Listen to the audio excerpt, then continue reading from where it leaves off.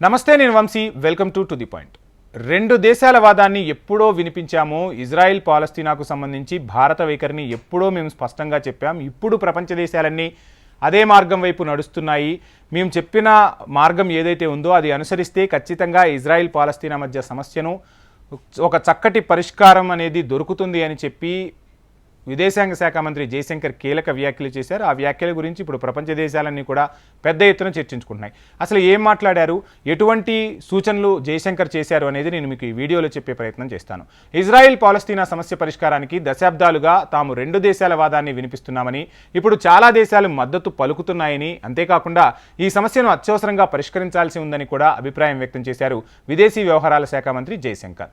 చాలా దేశాలు ఇప్పుడు మద్దతిస్తున్న విషయాన్ని కూడా ఆయన గుర్తు చేశారు. ఇజ్రాయెల్ పాలస్తీనా సమస్య పరిష్కారానికి దశాబ్దాలుగా తాము రెండు దేశాల వాదాన్ని వినిపిస్తున్నామని కూడా చెప్పుకొచ్చారు జయశంకర్.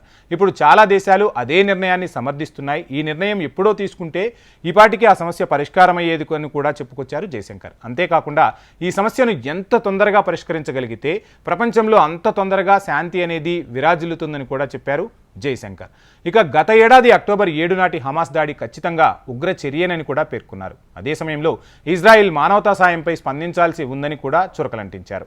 భద్రతపై జర్మనీలోని మ్యానిక్లో జరిగిన చర్చా వేదికలో జయశంకర్ మాట్లాడారు. ఒక కీలక ఉపన్యాసం చేశారని చెప్పుకోవాలి. ఇందులో అమెరికా, జర్మనీల విదేశాంగ శాఖ మంత్రులు బ్లింకెన్, అన్నాలెనా బెరబాక్ పాల్గొన్నారు. పౌర మరణాల పట్ల ఇజ్రాయెల్ మరింత బాధ్యతాయుతంగా వ్యవహరించాల్సిన విషయాన్ని జయశంకర్ సూచించారు.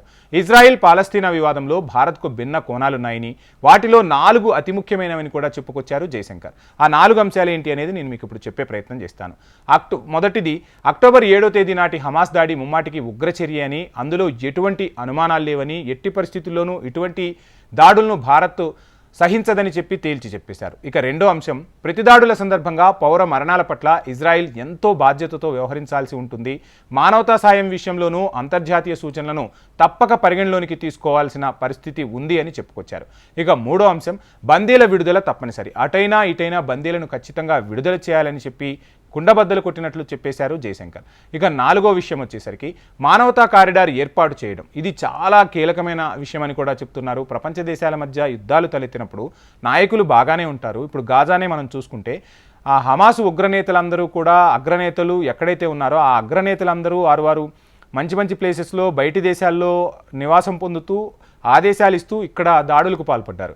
కానీ పాపం గాజా ప్రజలు ఎంత నలిగిపోయారో ప్రపంచ దేశాలన్నీ కూడా చూశాయి. చిన్నపిల్లలు కానివ్వండి, వృద్ధులు కానివ్వండి, మహిళల బాధలు వర్ణనాతీతం.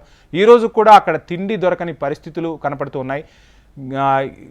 నార్మల్గా పశువులకు వేసే దానా ఇప్పుడు అక్కడ ఆహారంగా కూడా దొరికే పరిస్థితి కనిపిస్తుందో అంటే ప్రపంచవ్యాప్తంగా ఉండే మానవతా సాయం అక్కడికి అందకుండా చేయటం ఇజ్రాయెల్కు కూడా మంచిది కాదు. ఖచ్చితంగా ఇటువంటి పరిణామాలు లేకుండా ఆ మానవతా సాయం అదేవిధంగా దాడులు చేసేటప్పుడు మనుషులకి సంబంధించి ఏ విధంగా మనం రక్షణ చర్యలు తీసుకోవాలో దీనిపై ఒక కీలక నిర్ణయం తీసుకున్న తర్వాతే దాడులు చేయాల్సి ఉంటుందని భారత్ తన వైఖరిని అక్కడ స్పష్టంగా చెప్పింది. సో ఒక చిన్న అంశం ఇక్కడ మనం పరిగణిస్తే, పాకిస్తాన్ మీద దాడి చేయటం ఇప్పుడు భారత్కు చాలా సులువైన పని. ఇప్పుడున్న పరిస్థితులు, ఇప్పుడే కాదు, పాకిస్తాన్ బలంగా ఉన్న రోజు కూడా భారత్ పాకిస్తాన్ని ఈజీగా ఢీకొట్టగలదు. కానీ ఈరోజు పాకిస్తాన్ దాడి చేయలేని స్థితిలో కూడా పాకిస్తాన్పై భారత్ కన్నెత్తి చూడట్లేదు. వారి పాపాన వారిని వదిలేసింది.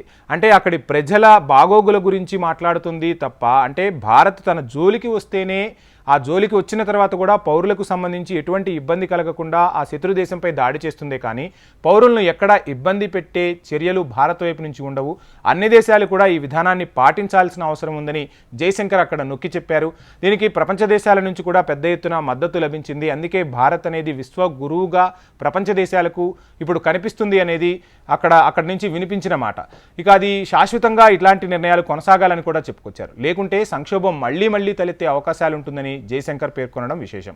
సో ఏది ఏమైనా ప్రపంచ దేశాల మధ్య యుద్ధం సంభవించినప్పుడు, రెండు దేశాల మధ్య యుద్ధం సంభవించినప్పుడు మిగతా దేశాలు ఆయుధ సంపత్తిలోనూ ఇటువంటి వాటిల్లో సాయాల కన్నా కూడా ఆ సమస్యను పరిష్కరించే దిశగా అడుగులు వేస్తే చాలా వరకు యుద్ధాలను నివారించవచ్చుననేది జయశంకర్ వాదనగా తెలుస్తుంది. ఏది ఏమైనా భారత్ తన వాణిని చక్కగా వినిపించింది. ప్రపంచ దేశాల మద్దతు కూడా లభించింది. అంటే మనం ఏవైతే నిర్ణయాలు తీసుకున్నామో ఆ నిర్ణయాలకు ప్రపంచ దేశాల నుంచి మద్దతు లభించడం ఒక రకంగా భారత ఖ్యాతిని ద్విగ్నీకృతం చేసిందనే చెప్పుకోవాల్సి ఉంటుంది. ఇది ఇవాల్టి to the point. Please subscribe HM TV.